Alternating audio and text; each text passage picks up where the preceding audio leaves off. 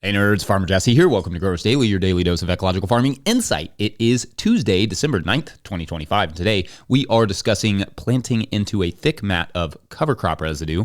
Can you ripen nightshades by topping them? And some of the intimidating details of starting a farm business. So let's do it.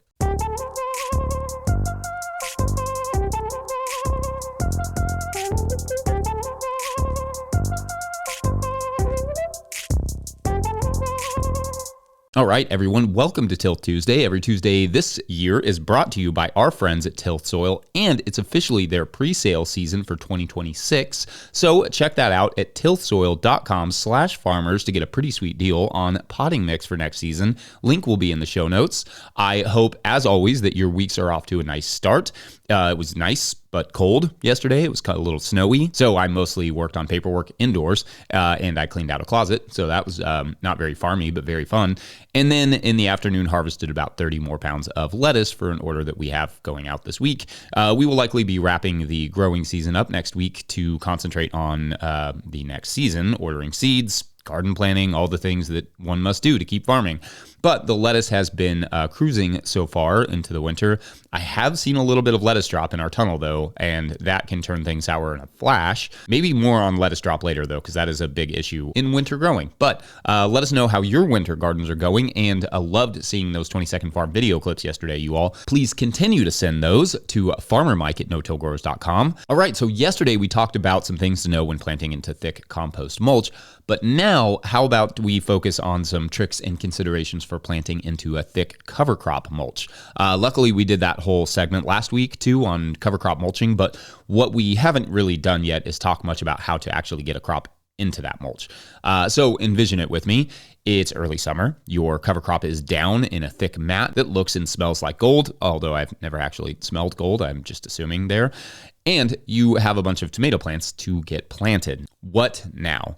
Well, first, if you can tell where the beds are, you're going to want to make sure to string it out so that, the row is straight, because there is obviously no easy way to mark rows with fresh mulch on top of them. This can actually be quite a challenge when it comes to cover crop. One thing you can do is you can plant your pathways to a different cover crop than your beds, and that way you can kind of differentiate where the bed is and where the pathway is. Or if you're using mounded beds, it's a little bit easier. So do it however it makes sense for you. I usually use like carpenter twine or whatever string that I can find laying around attached to two stakes on either end of the bed, as you can see in this video where I'm digging blueberry holes, and not into compost mulch, but just in general. And then I measure the distance between the plants and stop and dig a hole. Yeah, pretty simple there. The best tool I've found for this is my spade shovel. You can use a trowel or something, but I've tried the auger bit that we use in the tunnels and on, like compost mulches and bare soil, which is just attached to a drill. But the cover crop roots and residue is a little too much for that particular setup. So the spade shovel cuts right through the mulch,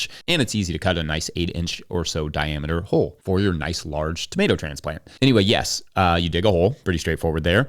But I also make sure to mix in some nice compost and with the soil in that hole to get the tomatoes or peppers or whatever off to a good start, because the cover crop can be a little slow and stingy with the nutrients at first. Then I cover the soil block, obviously, and because I brought up a little new soil, if I have any supplementary mulch handy, I will also add that around the plants, because, weeds in bare soil is one thing because you can just cultivate them with a hoe. Weeds in a mulch are a whole other, because they, all have to be pulled by hand. There's no easy way to cultivate them. Anyway, like I said, to dig the hole, a shovel or trowel will mostly do it. Sometimes if the soil feels really cool, as is the case under the cover crops, it's worth leaving the holes open in the sun for the day, just so the plants don't go into really cold soil. Like basically you just have an open hole. Kind of warms up just a little bit. You set the plant in there and it's not going in directly into super cold soil. That'll help get it a good start. If you put tomatoes into really cool soil, like we've done it after a cover crop before, they will kind of slink off a little bit. They'll look rough. And that's partially just because the cover crop, kept that soil so cool for so long. Then, of course, once you get them in the soil, it's just about staking them and moving on. So if that's it, Jesse, why are we wasting a segment on this? Well, the other side of this, planting into cover crop thing is seeding. Are there any good seeding options for, say, corn, beans, etc. on a small scale?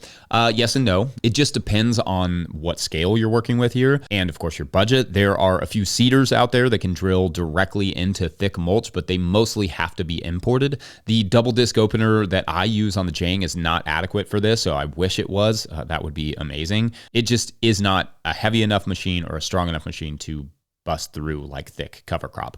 The big guys will often use a slicing mechanism that looks like that double disc opener that essentially cuts right through the mulch and drops seeds in behind. But like on a small sort of micro scale, it's harder to find such an option. One, because you need a lot of weight for it to work, like to push through that mulch, weight like a tractor. And two, because, nobody really makes these things because there just isn't a huge market for seeding into cover crop mulch on a human scale. There's just not a ton of us doing that. One option is simply digging a furrow through the mulch, which is not easy, but it can be done, and sowing something and then covering that back with the mulch. And that would work for anything from beans and peas and that sort of stuff, but also to maybe like garlic.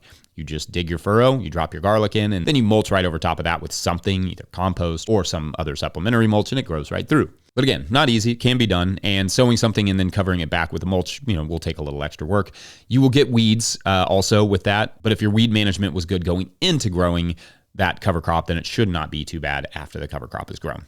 Hopefully. You could also use compost as a plantable layer on top of or like in rows with the rye mulch or whatever cover crop mulch that you're using to help with seeding into. My friend Susanna Lane of Salamander Springs broadcasts beans before she crimps her rye cover crop. So they just basically like grow up through, like the cover crop gets pushed down on top of the beans and then they just sort of grow up through. And she's done that for years. It's really successful for her. It just probably takes a little practice, takes a lot of weed control. Make sure if you're going to try something like that to start small. Try, just do a little trial and then you can kind of go from there. Because it could give you a really good stand of beans or something, but it could also give you the complete opposite. So, we want to avoid that. All right, let me know what you've experienced there. And otherwise, we're going to take a quick break. And when we come back, can topping plants ripen fruit? It's kind of a bouncy little sentence there. Like it? BRB. Today's episode is brought to you by FarmRaise.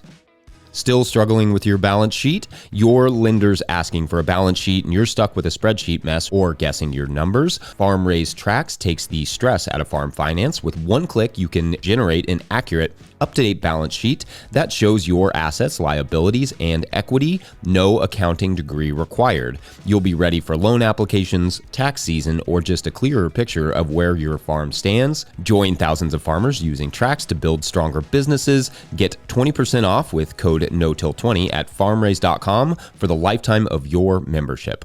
Today's episode is also brought to you by Johnny's Selected Seeds.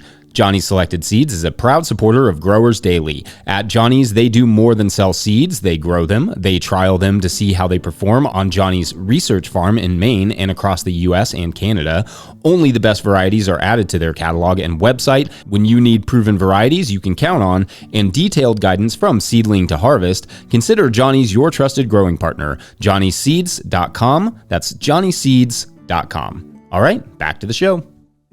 If you, the listener or viewer, are enjoying this podcast, getting even a small amount of value from it, consider supporting our work over at patreon.com/no-till-growers. Does this show bring you $2 worth of value every month? $5? You can show that support by signing up, and I will try to get to questions from everywhere that questions come in, but I will always get to your Patreon questions. Now, today's Patreon question comes to us from Patreon member Alex Smith, who writes, quote, urgent-ish, they put a little alarm bell. Hey, Farmer Jesse, as we approach our first real freeze, 26 degrees Fahrenheit, -3 Celsius, I have a planting of various sweet peppers in our tunnel that are loaded with fruits that are just starting to ripen.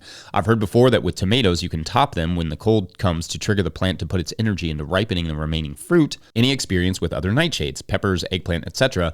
I plan to cover the plants inside the tunnel for extra protection as well, end quote. All right, so good question here, very fun. And I did answer this when it came in, because I had an alarm bell, but I thought a little dive into topping nightshades could be fun because, of course, to a nerd, fun may be a bit of a subjective term. Anyway, so generally speaking, from a horticultural perspective, topping is something that is done to increase the vegetative process of a nightshade. The idea being pinch the top growth point off of the tomato plant or pepper or whatever it is, and it will create more branches, more suckers. With the more branches comes more places where fruit can develop and thus more yield. And to an extent, that can work, and it may be pretty variety dependent on in terms of whether or not you get better yield or bigger crop or whatever. But for the most part, it's better to not top plants for overall yield. The question of whether or not it will ripen the fruit faster in cold times of the year is, well, it's not super clear because there are just two really big factors there, the topping and then the cold. I spent way too much time trying to understand what the science says about this, and I don't know that I really got all the answers or got the best answer, but by and large, it does seem that topping any of the nightshades around the end of the season will not necessarily speed them up, though that will be dependent on the variety and what the weather is like after that cold snap, etc. Ripening generally requires heat, ethylene gas produced by the plant, and sunlight, and for the fruit to be mature to switch from a partial photosynthetic state, that's like green with chlorophyll, to a ripening state, red or whatever the color may be, with carotenoids and other chemicals involved. However, cold temperatures can cause a nightshade plant to put its energy into generative growth, that's fruit growth, instead of vegetative growth, that's greenery, which makes sense, right? The plant is sensing the season is about done, so it makes sure its progeny are set up. It's the plant version of, writing a will. So this combination of topping right around a cold snap could have some interesting effects, but I don't know for sure.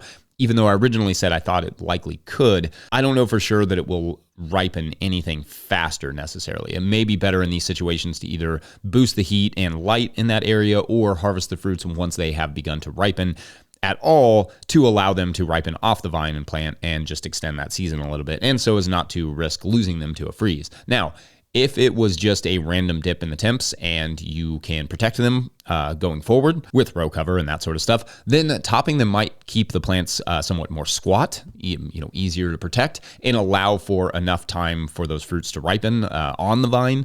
With the reduction in heat and sunlight, though, the ripening will slow tremendously in the fall. For sure, just pretty much no matter what you do.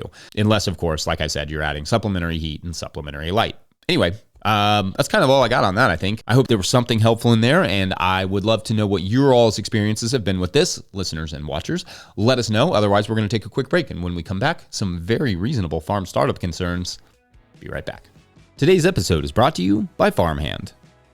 Farmers who partnered with Farmhand say they grew an average of 63% this year because it's more than software. Farmhand is your business coach and assistant, helping to sell out, save time, and grow smarter with real data from real farms, shaping websites that convert, campaigns that sell, and fulfillment systems that run smoothly. Curious what that looks like? Meet the founder, Ari, at farmhand.partners/no-till and see the same insights and support the fastest growing farms rely on every week. That's farmhand.partners/no-till. All right, back to the show.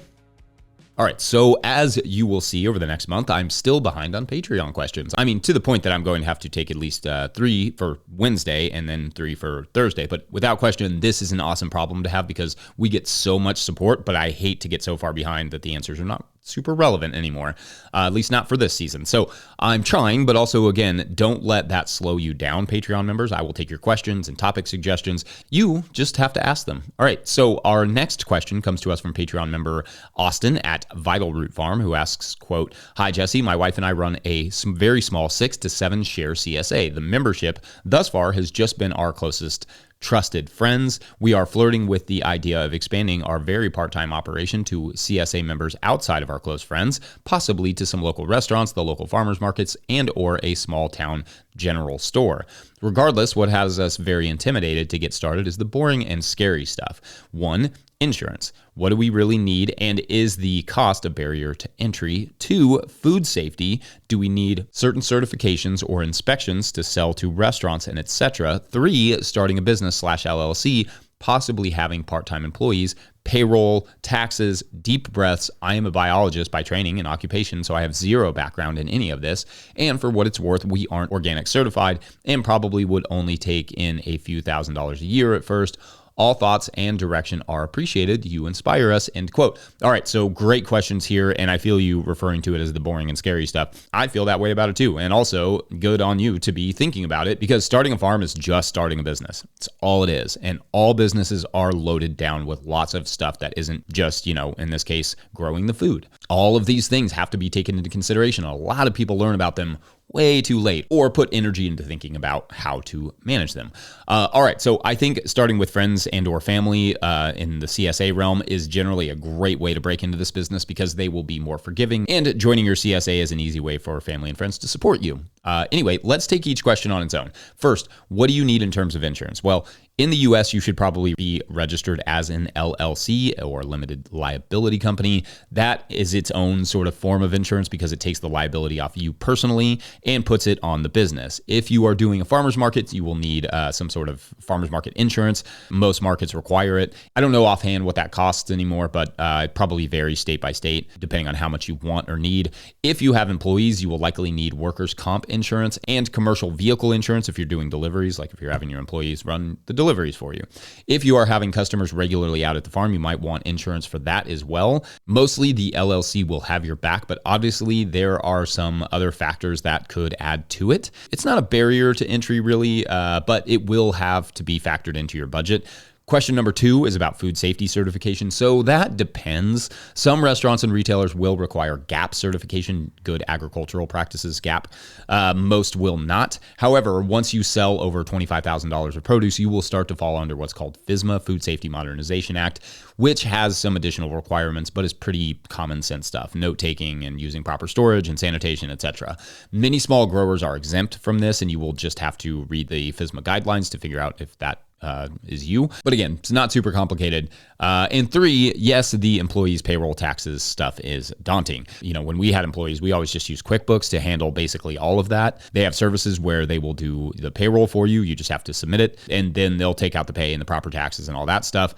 It does come with a cost, which sucks for a small business with tight margins, and you may have to do some math to figure out where the right employee to expense ratio is for you. But it does take a lot of the weight off. It also depends on how much they're going to be working. Like if you're just hiring them for harvesting and stuff, you can treat that as like more of a contractor business, and you don't have to do all that necessarily, like do all the same tax stuff. You can also just hire somebody to do all this work, all this like office work. And in fact, there is a good article. Let me see if I got it right here. It's right here. A good article in this month's Growing for Market magazine by Rebecca Kutzer-Rice about hiring someone for the bookkeeping that you should read if you get a minute. Growing for Market has been a sponsor in the past. They're not a sponsor currently, but this magazine's great. I've been reading it for, 16 years now. Invaluable resource. That article is really good, and it's just about hiring a bookkeeper. And also, we get a regular quarterly reminder from the state of Kentucky about paying our taxes, so that usually is fairly straightforward. They send us an email, but it does have to get done. So yeah, starting a business can be a bit technical in that way, so it's good to follow all the guidelines of your state as closely as possible so you don't wind up paying penalties. Anyway, I'm sure there are better options than QuickBooks for payroll and etc. And I'll let the comments section flesh that stuff out for you. But great questions, and otherwise, we're done here, I think, Tilth Tuesday. Don't forget, No Till Growers is now officially a nonprofit 501c3, so donations are tax deductible and greatly appreciated. We are headed towards the end of the year, so you may need that little bit of tax break. You can do that with us. Learn more about how to do that in the show notes. Please make sure to like and subscribe and or follow wherever you're getting this podcast. That's an easy way to help us out as well. Enormous thank you to all of our show sponsors. And if you'd ever like to sponsor the show, you can reach out to Farmer Michelle at notillgrowers.com. Huge shouts to Willie Breeding for the theme music, Mike Hilbert for the production help and editing, and my wife Hannah for everything, absolutely everything in the world. Also, shouts to Epidemic Sound for the background music that you can hear. Pick up a hat, this one, or a copy of my book, The Living Soil Handbook, at notillgrowers.com to support our work. And maybe if you need a holiday gift, that could be an option. Big thank you to everyone over at patreon.com/notillgrowers, where at a certain level, or if you just bump up from one level to another, or you sign up in the month of December, you get a shout out on the show. So big shout outs today too. Lots of big shout outs. This is our pollinators list. Steel Road Farms, Chris Main, Richard Gould, Norskgard Farm, Sue Rowland, Thomas Van Wart, Tyler Lloyd, Andrea Fronti, Tossman, Cedric Reed, DP, Kat Brannigan, Little Row Farms, Hank Zecca, Ashley Sharp, Joe Crosby, Madison, Scott Roser, Laura Britton, Alberto Diaz, Peter Broad, Jason Ruel, Earth Care Farmer Jane Murner, Derek Page, Meredith Light of Granite Springs Farm, Grown Up Farm, Bob and Ann Patton of Hexhamshire Organics, Jared Kirst of Rivendell Farm, and Fiona and Donnie of Firefly Farm. I mean, so many of these people have been supporting us for since 2019. A lot of these guys. This is amazing. So shouts to you all. All right, so Our hero this week is Sleeves, a tough 11-year-old out of New York with a green heart who just wants to garden. Anyway, there are a few community gardens in his borough within walking distance, but none that had any space for Sleeves to grow anything. And honestly, they were like 11-year-old, come on. And there were no, like, obviously nearby farms around the city, at least not that could take on an 11-year-old. It was feeling a little bit hopeless, but walking down the street one day, he noticed a guy wheeling a cart of plants down the road. And he asked him, like, where was he going with all those plants? And the guy smiled. I'm gardening, kid. Where? Sleeves asked. The man looked around. I mean, wherever I want. Want to help? And that is for tomorrow on Madison Square Garden, but literally. Yeah, that works. All right. Thanks for watching and/or listening. We will see you then. Bye.